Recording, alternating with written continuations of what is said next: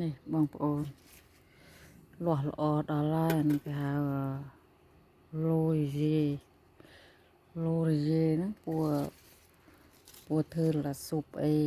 ปรังcáiเธอมาไงอะไรcáiหลวออđóเนี่ยออเมนเต้นะ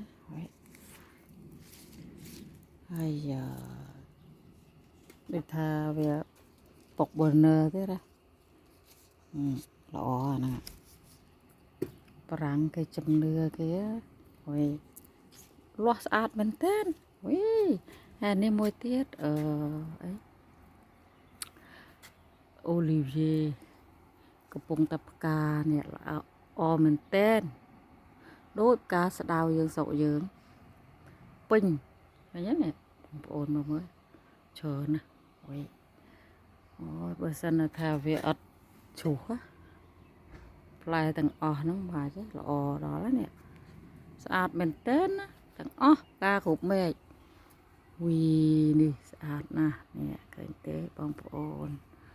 មើលអានឹងគេយកពេងទៅធ្វើពេងឆាហើយនឹងធ្វើជ្រក់ញ៉ាំក្លែមអីឆ្ងាញ់ណានៅស្រុកប្រាំង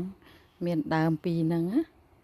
នៅក្នុងដីក្នុងផ្ទះអញ្ចឹងគេហៅពុកប៊ឺនឺហ្នឹងប្រាំងណាគេចិននឿអញ្ចឹងខ្ញុំដឹងហើយ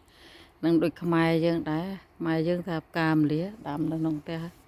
ផ្កាម្លិះឲ្យមានផ្កាម្លិះមួយដើមគ្រប់គ្នាល្អអញ្ចឹងណា